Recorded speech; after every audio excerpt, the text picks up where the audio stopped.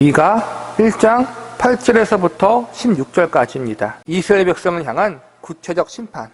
미가서 1장의 주요 내용은 이스라엘 백성들을 향한 하나님의 심판입니다.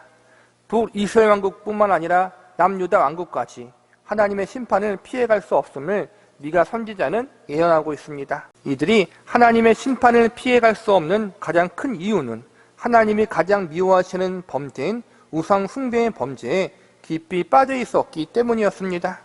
하나님이 이스라엘 민족의 주인 되어 주셔서 그들을 사랑으로 통치하시고 은혜로 다스려 주셨음에도 불구하고 이스라엘 백성들은 하나님의 구주되심을 거부하고 거절하는 인생을 살았습니다. 그래서 자신들이 마음대로 움직이고 조작할 수 있는 꼭두각시신 자신들의 기대와 소원을 이루어줄 가짜 신을 소유하기를 바랬고, 이러한 죄악의 마음에 우상 숭배의 범죄에 빠지게 만들었던 출발점이 되었습니다. 동시에 하나님이 그들에게 베풀어 주셨던 모든 것들에 만족하지 못하고 자신들의 탐욕과 욕심을 채워줄 또 다른 신을 구하게 되었던 것이 우상 숭배의 원인이었던 것입니다. 그래서 하나님은 하나님이 아닌 다른 우상들이 주인되는 인생이 얼마나 허무하고 고통스러운 것인지 친히 알려주십니다. 거짓된 우상들이 그들의 주인이 되는 결과가 얼마나 참혹하고 헛된 것인지를 아주 구체적으로 알려주시기로 작정하십니다. 하나님이 거짓된 우상들을 섬기는 이스라엘 백성들에게 그들의 행위가 얼마나 잘못된 것인지를 알게 하기 위해서 가장 먼저 내리신 징계는 상실의 고통이었습니다. 더 많은 복을 얻기 위해서, 자신들이 원하는 것을 더 많이 누리기 위해서 우상들을 섬겼는데 이 일로 인하여 오히려 지금까지 누렸던 것들을 다 잃어버리는 상실의 고통을 당하도록 하나님이 징계를 내리십니다. 본문 8절을 보시기 바랍니다. 이러므로 내가 애통하며 애곡하며 벌거벗은 몸으로 행하며 들깨같이 애곡하고 타조같이 애통하리라.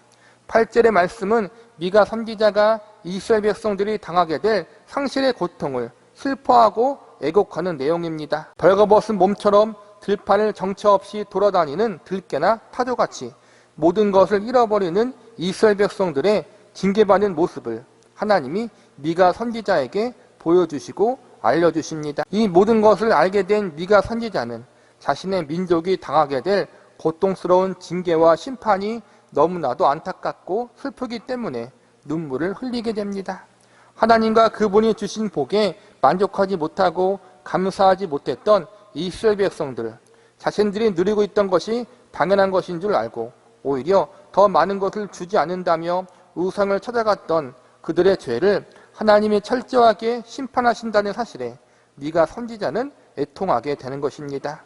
우리는 오늘 본문의 말씀을 통해서 하나님이 이스라엘 백성들에게 내리시는 심판의 구체적인 모습에 대해서 알아보면서 이 심판의 모습을 통해서 우리가 주의해야 할 것은 무엇이며 또한 배워야 할 메시지는 무엇인지에 대해서 살펴보는 시간을 가져보도록 하겠습니다. 첫 번째로 나라의 수도가 무너지는 심판에 대해서 살펴보도록 하겠습니다. 본문 9절을 보시기 바랍니다. 이는 그 상처는 고칠 수 없고 그것이 유다까지 이르고 내 백성의 성문 곧 예루살렘에도 미쳤습니다. 9절 말씀은 이스라엘 백성들에게 내릴 하나님의 심판이 결코 취소되거나 중단되지 않을 것을 알려주고 있고, 동시에 인간들이 가지고 있는 그 어떠한 수단과 방법으로도 이 심판을 피하거나 막을 수가 없다는 사실도 알려주고 있습니다. 그리고 9절 마지막 부분에 보면 예루살렘에도 미쳤다라고 나왔습니다. 즉 하나님의 심판이 남유다 왕국의 수도인 예루살렘에 내려지기로 결정되었다는 것입니다. 6절에서는 북이스라엘 왕국의 수도인 사마리아의 멸망이 예언되어 있고, 9절에서는 마침내 남유다 왕국의 수도인 예루살렘의 멸망에 대한 예언이 나와 있는 것입니다. 예루살렘은 높고 험한 산 위에 세워진 천혜의 요새입니다. 100명이 1000명을 막을 수 있고 1000명이 10,000명을 막을 수 있는 산성입니다. 남유다 백성들은 다른 곳은 다 함락당해도 예루살렘만은 함락당하지 않을 것이라고 굳게 믿고 있었습니다. 예루살렘은 원래 가나안 원주민들이 머물고 있었던 성이었습니다. 워낙 산지도 험하고 튼튼한 요새인지라 그 누구도 점령할 생각을 못하고 있었던 그러한 산성이었습니다. 그런데 다윗이 왕이 되자 이곳을 점령하기로 마음먹습니다. 그런데 다윗 왕이 볼 때에도 예루살렘 성이 천혜의 요새이다 보니 정면으로 공격해서는 승산이 없어 보입니다. 가나안 원주민들도 이러한 사실들을 알고 있었기 때문에 다윗 왕이 군사를 이끌고 왔지만 겁먹지 않고 있었습니다. 자신들의 성은 아무도 넘볼 수 없다고 믿었던 가나안 원주민들의 맹심과 방심을 틈타 다윗은 예루살렘 성 아래에 있는 지하 수로로 몰래 들어가 예루살렘 성을 점령했습니다. 다윗 왕은 전쟁에 능한 왕이었습니다. 그러한 다윗 왕이 정면으로 공격하지 않을 정도로 예루살렘 성은 견고한 성이었습니다. 예루살렘 성을 점령한 다윗 왕은 그곳을 수도로 정한 후에 기존에 있었던 성을 더욱 높고 튼튼하게 만들었습니다. 원래 튼튼하고 견고한 성이었는데 기존보다 훨씬 더 강한 성으로 만들어버립니다. 이렇듯 예루살렘 성이 매우 견고하고 강한 성임을 이스라엘 백성들이 모두 알고 있었기에 무슨 일이 있어도 예루살렘은 무너지지 않는다고 여겼습니다. 거기다가 예루살렘 성에는 하나님의 성전이 있었습니다. 백성들은 예루살렘 안에 하나님의 성전이 있으니 하나님이 지켜주신다고 굳게 믿고 있었습니다. 그런데 하나님이 미가 선지자를 통해서 뭐라고 말씀하십니까? 3절과 4절에 보면 하나님의 발로 밟아버려 모두 부숴버리겠다라고 말씀하십니다.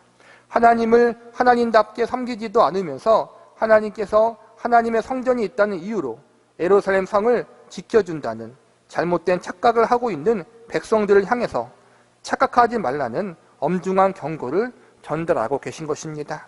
수도인 예루살렘 성이 심판받아 무너진다는 것은 결국 남유다 왕국 전체가 멸망당한다는 것을 의미합니다. 하나님의 성전이 있는 예루살렘 성까지 무너지게 하신다는 것은 그만큼 이스라엘 백성들이 지은 범죄가 하나님이 보실 때 매우 심각한 수준에까지 이르렀다는 것을 알려주고 있는 것입니다. 계속해서 반복해서 배우는 말씀이지만 하나님은 오래 참으시는 하나님이십니다. 그러나 영원히 참는 분은 아닙니다. 하나님의 성전과 하나님의 백성들을 심판하시기까지 하나님은 죄를 간과하지 않으시고 철저하게 처리하시는 정의와 공의의 하나님이십니다. 죄를 미워하시는 하나님, 정의와 공의의 하나님이 기회를 주실 때 죄인들은 어서 회개하고 하나님께 돌아와야 합니다. 회개를 거부하고 하나님의 주신 기회를 거절하게 된다면 남는 것은 하나님의 성전까지도 무너뜨려 버리시는 하나님의 엄중한 그리고 준엄한 심판이 기다리고 있을 뿐입니다. 정의와 공의의 하나님을 만나는가 아니면 사랑과 은혜의 하나님을 만나는가에 따라 죄인들의 운명이 달라질 수밖에 없는 것입니다. 저와 여러분은 회개함으로 사랑과 은혜의 하나님을 만날 수 있기를 바랍니다. 두 번째로 모든 도시와 마을들이 남김없이 멸망당하는 심판에 대해서 살펴보겠습니다. 본문 10절을 보시기 바랍니다. 가드에 알리지 말며 도무지 울지 말지어다. 내가 베들레헤브라에서 티끌을 굴렀도다. 10절에 나오는 가드는 이스라엘 민족의 원수인 블레셋 족속의 중요한 거점 도시입니다. 가드에 알리지 말고 울지 말라는 것은 이스라엘 백성들이 심판받게 되는 소식을 원수들이 들으면 그들이 기뻐할 것이기 때문에 그들에게 하나님 백성들의 부끄러운 모습을 알리지 말라는 것입니다. 이 말씀은 반어법입니다. 하나님께서 범죄한 이스라엘 백성들을 원수들 앞에 조롱과 수치를 당하게 함으로 그들의 잘못을 철저하게 깨닫게 해주신다는 의미로 쓰인 말씀이라고 할 수 있습니다. 10절 마지막에 나오는 베들레헤브라는 예루살렘 근처에 있는 도시인데 이곳 역시 한 줌의 먼지처럼 흔적도 없이 멸망당하게 될 것이라고 예언하고 있습니다. 10절에 베들레헤브라라는 도시 이름이 등장한 후에 11절에서는 사빌, 사아난, 베데셀이라는 도시 이름이 나오고 12절에는 마롯이라는 도시가, 13절에는 라기스, 14절에는 가드 모레셋, 악십, 15절에는 마레사라는 도시 이름들이 나옵니다. 이렇게 도시와 지명의 이름이 본문 말씀에 기록되어 나온 이유는 크게 두 가지로 볼 수 있습니다. 하나는 그 시대 당시에 존재하고 있었던 도시들의 실제 이름을 거론하면서 하나님의 심판이 실제적으로 임하게 될 것임을 미리 알려주기 위해서 구체적인 도시의 이름을 기록하게 하신 것입니다. 또 하나는 이 심판이 실제로 일어난 이후에 후대 사람들에게 하나님의 심판이 단순한 상징이나 꾸며낸 이야기가 아니라 역사 가운데 실제로 일어난 사건임을 확인케 해주기 위해서입니다. 정리하자면 하나님의 심판은 진짜라는 것입니다.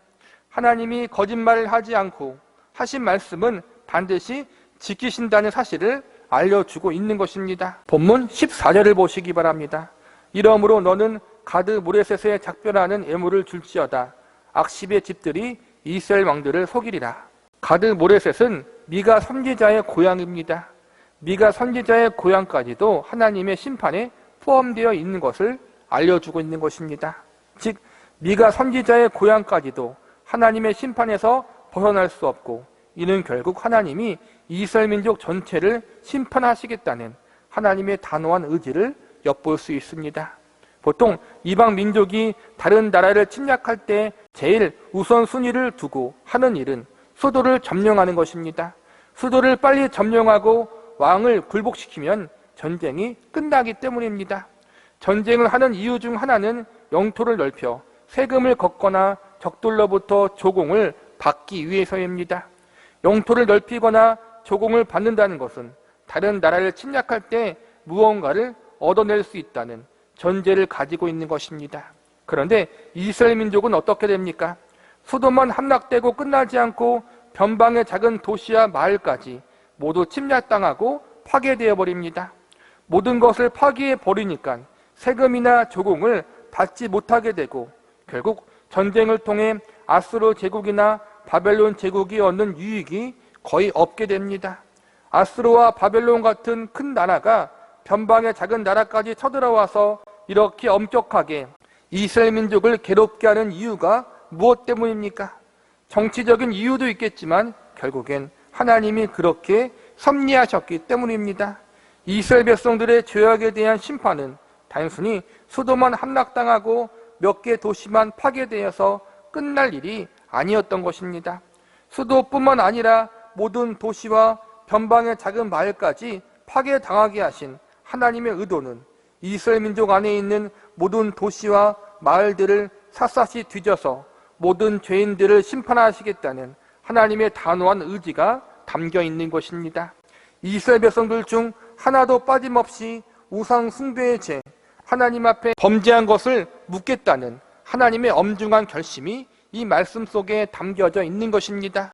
결과적으로 죄인들은 하나님의 심판을 피할 수 없다는 것을 알려주고 있는 것입니다. 14절 마지막에 보면 이스라엘 왕들을 속이려라라고 나왔는데, 이 말은 이스라엘 민족이 그들의 죄 때문에 반드시 멸망당할 것임을 예언하는 말씀입니다. 이스라엘 역대 왕 중에서 누가 자신의 나라가 멸망당할 것이라고 생각이나 했겠습니까? 잘났든 못났든 자신들의 왕국이 영원할 것이라고 생각했을 것입니다. 그러나 그들 자신들의 죄악으로 말미암아 결국 온 나라가 멸망을 당하게 될 것입니다. 이것은 하나님의 선언입니다. 하나님이 말씀하시니 취소되지 않고 반드시 이루어질 것입니다. 이스라엘 왕들은 절대로 나라가 멸망당하지 않을 것이라고 믿었겠지만 그들의 믿음은 헛된 것이고 거짓된 믿음이라는 것을 상징적으로 말해주고 있는 것입니다. 하나님은 죄를 미워하시고 죄를 끝까지 추적하신다는 사실을 알려주고 있는 것입니다. 죄인들을 향한 하나님의 심판은 결코 피할 수 없다는 사실을 오늘의 말씀을 통해서 우리는 반드시 알아야 하고, 이 심각한 사실 앞에 반드시 회개의 자리, 돌이킴의 자리로 나아갈 수 있는 사람들이 되어야 합니다. 세 번째로 사랑하는 이들을 잃어버리는 심판에 대해서 살펴보겠습니다. 본문 14절을 다시 보시기 바랍니다. 이러므로 너는 가드 모레셋에 작별하는 애물을 줄지어다. 악십의 집들이 이스라엘 왕들을 속이리라. 여기서 보면 작별하는 애물을 줄지어다라고 나와 있습니다. 작별의 애물이란 딸을 시집 보낼 때 친정에서 혼수품과 여러 귀중품들을 선물로 보내는 것을 의미합니다. 그런데 14절에 쓰인 말은 앞으로 적국에 의해서 포로로 잡혀가는 상황을 상징적으로 표현하고 있는 것입니다. 딸을 먼 곳으로 시집 보내면 부모의 마음이 슬픈 것처럼 이제 앞으로 모든 가족들이 머나먼 이방 나라에 포로로 끌려가게 되면 더 큰 고통과 슬픔이 임하게 될 것임을 알려주고 있는 것입니다. 본문 16절을 보시기 바랍니다. 너는 내 기뻐하는 자식으로 인하여 내 머리털을 깎아 대머리 같게 할지어다. 내 머리가 크게 벗어지게 하기를 독수리 같게 할지어다. 이는 그들이 사로잡혀 너를 떠났음이라. 16절의 말씀은 가족들이 모두 포로로 잡혀 머나먼 이방 땅으로 끌려가게 될 것임을 알려주고 있는 것입니다. 그런데 그냥 포로로 끌려가는 것이 아니라 모든 가족들이 뿔뿔이 흩어져 이방 땅으로 끌려가게 되는 것입니다. 남편과 아내가, 부모와 자녀가 각각 다른 지역으로 끌려가게 되어 영원히 생이별을 하게 되는 것입니다. 자식들이 포로로 잡혀감에도 불구하고 아무것도 할 수 없는 부모의 고통스러운 심정을 14절과 16절이 표현하고 있는 것입니다. 정리하자면 14절이나 16절이나 모두 사랑하는 이들을 잃어버리고 상실하는 고통을 이야기하고 있는 것입니다. 이스라엘 백성들이 우상 숭배에 빠진 이유가 무엇입니까? 결론적으로 말하자면 온 가족이 잘 먹고 잘 살기 위해서입니다. 물질의 복도 받고 건강의 복도 받고 영적으로도 복을 받아 자신과 온 가족이 행복하게 잘 살기 위해서입니다. 그런데 그 결과가 어떻게 됩니까? 참된 복의 근원이시고 그들의 참 주인이신 하나님을 버리고 우상을 섬기다가 모든 것을 다 잃어버리게 되는 것입니다. 우상 숭배의 결말은 이처럼 고통스럽습니다. 하나님을 외면하고 거절하는 결과는 비극인 것입니다.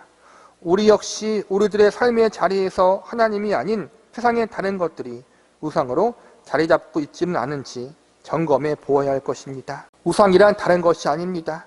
내가 하나님을 참되게 섬기고 바라보는데 방해가 되는 것이 우상입니다. 하나님을 하나님되게 경외하는데 장애물이 되는 것이 바로 우상입니다. 사실 아무도 이러한 부분에서 자유로울 수 없습니다.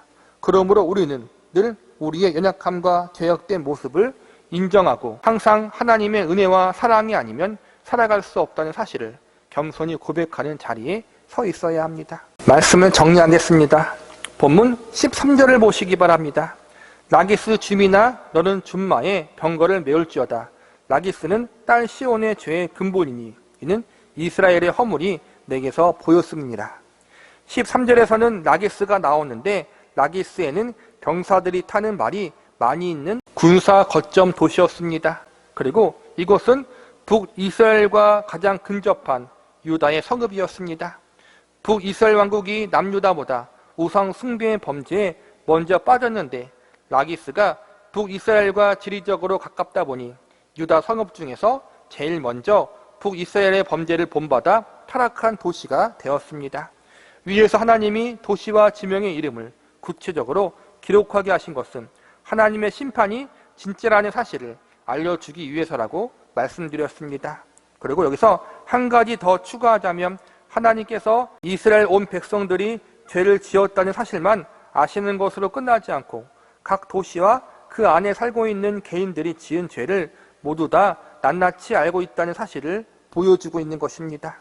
라기스를 언급하시면서 시온의 죄의 근본이요 이스라엘의 허물을 보았다고 말씀하신 것은 라기스라는 도시가 유다 왕국의 도시 중에 제일 먼저 우상 숭배의 진원지가 되어 다른 유다 성읍들을 우상 숭배의 죄악으로 물들게 만들었다는 것을 하나님이 다 보고 있고 알고 계셨다는 것을 증언하고 있는 것입니다. 남쪽 유다를 타락시킨 근거지이기에 하나님이 그만큼 더 엄중하게 심판하실 것이요 그 안에 있는 군사 용도로 쓰인 군마들도 제대로 싸우지 못하고 도망가는 일에 쓰일 정도로 손도 못 쓰고 적들에게 당하게 될 것임을 알려주고 있습니다. 우상 숭배의 범죄 자체가 심각한 죄이지만 그것을 앞장서서 제일 먼저 받아들이고 다른 이들에게 전달한 것은 더 큰 죄이기에 하나님이 더 엄중하게 다스린다는 것입니다. 본문 15절을 보시기 바랍니다. 마레사 줌이나 내가 장차 너를 소유할 자로 내게 이르게 하리니 이스라엘의 영광이 아둘람까지 이를 것이라. 마레사와 아둘람이라는 지역은 남유다의 남쪽 변방 지역에 있는 도시입니다. 15절 말씀은 이스라엘 지도자들이 수도가 함락당하자 이곳 변방 지역까지 도망치게 되는데 적들이 지도자들을 끝까지 쫓아와 죽이거나 모두 포로로 잡아가 버린다라는 의미를 담고 있습니다. 동시에 이곳의 주민들도 우상 숭배의 범죄에 빠졌으니 예외 없이 포로로 끌려가게 될 것임을 알려주고 있는 것입니다. 정리하자면 하나님이 모르는 죄는 하나도 없다는 사실과 하나님은 죄를 끝까지 추격하시는 하나님이라는 사실을 우리에게 알려주고 있는 것입니다. 하나님이 다 알고 계시다. 죄를 끝까지 추격하신다. 이 말씀 앞에 이스라엘 백성들은 두렵고 떨림으로 반응해야 할 것입니다. 죄인들에게 있어서 모든 것을 다 알고 계시고 그들의 죄를 끝까지 추격하시는 하나님은 참으로 부담스럽고 무서운 하나님이라고 볼 수 있습니다. 그러나 이 말씀을 바꾸어 보면 의인들에게 있어서 모두 다 알고 계시는 하나님은 위로와 격려의 하나님으로 다가올 것입니다. 하나님을 온전히 신뢰하며 살아가다가 여러 어려움을 당하는 의인들에게는 하나님이 모두 다 알고 계시다라는 사실 하나만으로 용기가 될 수 있기 때문입니다. 추격하시는 하나님도 동일합니다. 끝까지 추격하신다는 것은 끝까지 포기하지 않는다는 말로 바꿀 수 있습니다. 의인들, 하나님의 참된 백성들을 끝까지 포기하지 않고 붙잡는 하나님이 되시기에 의인들에게 이 말씀은 위로와 격려의 말씀이 될 수 있습니다. 저와 여러분은 과연 어떠한 하나님으로 다가오고 계십니까? 두려움과 무서움의 하나님, 심판의 하나님이십니까? 아니면 위로와 격려의 하나님, 나의 한숨과 눈물을 아시고 나를 포기하지 않으시는 소망의 하나님으로 다가오고 계십니까? 우리가 어떠한 자리에 있느냐에 따라서 그 하나님이 심판의 하나님으로 다가오느냐, 위로와 격려와 평강의 하나님으로 다가오느냐가 달라집니다. 물론 죄 없는 인간은 존재하지 않습니다. 우리 모두 죄인이요 심판당할 운명을 가진 사람들입니다. 그러나 이스라엘 백성들의 죄악을 지적하시고 그들에게 심판을 선포하신 하나님은 심판을 위한 심판을 선포하시는 것이 아니라 죄의 자리, 거역과 불순종의 자리에서 돌이켜 회개하기를 바라시는 하나님이십니다. 회개하는 자, 돌이키는 자, 하나님께 겸손히 나아가는 자에게 하나님은 용서를 베푸시고 자비와 긍휼로 대하여 주실 것입니다. 하나님 앞에 가장 큰 죄는 회개하지 않는 죄입니다. 회개하지 않는 자들에게는 용서란 없습니다. 죄인들을 향한 하나님의 심판은 아무도 피할 수 없습니다. 이 심판으로부터 구원받을 수 있는 방법은 오직 단 하나, 하나님 앞에 나아가 지난날의 죄악들을 회개하고 돌이키는 방법밖에 없습니다. 이스라엘 백성들을 향한 하나님의 엄중한 심판의 경고를 통하여 우리의 모습 역시 그들과 다를 바가 없다는 사실을 발견할 수 있어야 합니다. 요한일서 1장 8절에서부터 10절까지의 말씀을 제가 읽어드리고 말씀을 끝마치도록 하겠습니다. 만일 우리가 죄 없다 말하면 스스로 속이고 또 진리가 우리 속에 있지 아니할 것이요 만일 우리가 우리의 죄를 자백하면 그는 미쁘시고 의로우사 우리의 죄를 사하시며 우리를 모든 불의에서 깨끗하게 하실 것이요 만일 우리가 범죄하지 아니하였다 하면 하나님을 거짓말하는 이로 만드는 것이니 또한 그의 말씀이 우리 속에 있지 아니하니라. 아무도 자신들이 가지고 있는 의로움으로 선함으로 구원받을 수 없습니다. 우리는 모두 다 죄인이요 우리가 가진 의는 더러운 옷에 불과합니다. 우리는 우리 스스로 구원할 수가 없습니다. 오직 하나님의 은혜와 자비와 긍휼만이 우리를 구원한다는 사실을 기억하며 겸손히 우리의 죄인됨을 인정하고 상하고 애통하는 마음으로 예수 그리스도의 대속의 은혜와 공로를 의지함으로 하나님 앞에 나아갈 수 있는 은혜가 우리 가운데 있기를 기도합니다.